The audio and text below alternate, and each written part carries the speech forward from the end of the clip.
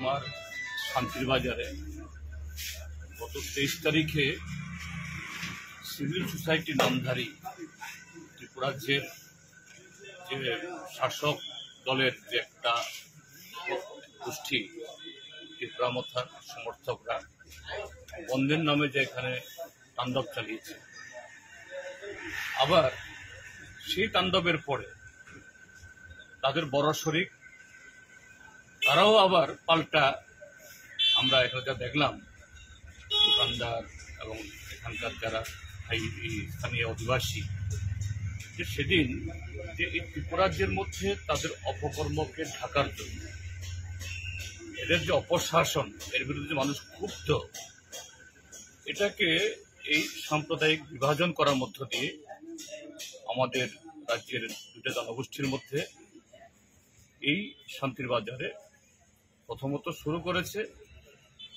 ত্রিপুরা মথার সমর্থকরা এই সিভিল সোসাইটির আড়ালে তাদের কিছু দাবি দেওয়ার নামে। আর প্রশাসন, আমি এখানে যারা দায়িত্বে ছিলেন যারা, তাদেরকে সরাসরি দায়ী করব না। প্রশাসনের যদি সেরকম যে এটা নিয়ন্ত্রণ করার জন্য সে সদিচ্ছা থাকত, শুরু থেকেই এই যে অল্প কিছু সংখ্যক যারা আইন ভঙ্গকারী, এদেরকে মোকাবেলা করার জন্য, তাহলে এই ঘটনা হওয়ার কোনো প্রশ্নই ছিল না। সারাটা দিন সারা রাজ্যের মধ্যে আশকারা দিয়েছে, শেষ পর্যন্ত এদেরকে থামাতে পারেনি। লুটপাট করেছে, আগুন দিয়েছে, সর্বশান্ত করেছে কিছু পরিবারের। এবং আমি এটা জানতাম না, আজকে এখানে এসে জানলাম যে এই প্রাথমিকভাবে যারা এই ধ্বংসাত্মক কাজ করেছে এরা তো করে গেছেই, আবার বড় শরিকের সমর্থকরাও এসে রাত্রেবেলা লুট চালিয়েছে। অর্থাৎ এইভাবে একদিকে ত্রিপুরা মথার সমর্থকরা, আরেক দিকে ভারতীয় জনতা পার্টির সমর্থকরা। আর কে মার খেয়েছে, কার ক্ষতি হয়েছে? সাধারণ মানুষ। তারা সব দলের সমর্থক, কিন্তু সাধারণ মানুষ। এই হলো ত্রিপুরাজ্যের আজকের চিত্র। যাই হোক, প্রশাসন একটু সাহায্য করেছে, আমরা জিজ্ঞেস করেছি। হ্যাঁ, ঘর বাড়ি, তাদের মাল যেভাবে লুটপাট নষ্ট হয়েছে তার 100% ক্ষতিপূরণ হয়তো প্রশাসন দিতে পারবে না।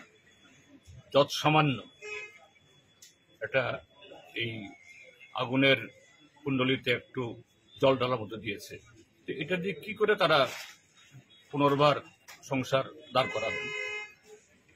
তো আমি আমাদের পার্টির তরফ থেকে ইতিমধ্যেই কমলপুরের প্রশাসনের মাধ্যমে আমাদের দাবি তোলা হয়েছে তাদের পক্ষে।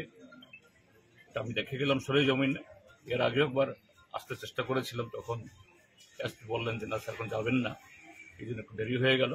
যাই হোক, দেরিতে হলেও তাদের পাশে দাঁড়ানো দরকার এবং তাদের আরও সাহায্য করা দরকার। কারণ প্রশাসনের অপদার্থতার কারণে আজকে ঘটনাগুলি হয়েছে, কাজে প্রশাসনকেই দায় নিতে হবে। আমরা আমাদের পার্টির টিম এসছে, আমাদের পার্টির রাজ্যের পদগুলি সদস্য, আমাদের পার্টির আরেকজন নেতা রাধেচরণবাবু, সবাই চেনেন, নেতারা তো আছেনই। যে শুধু আমি দেখে গেলাম তা নয়, এটা সরকারের কাছে সরেজমিনে পুঙ্খানুপুঙ্খভাবে আমরা তুলে ধরি। একদিকে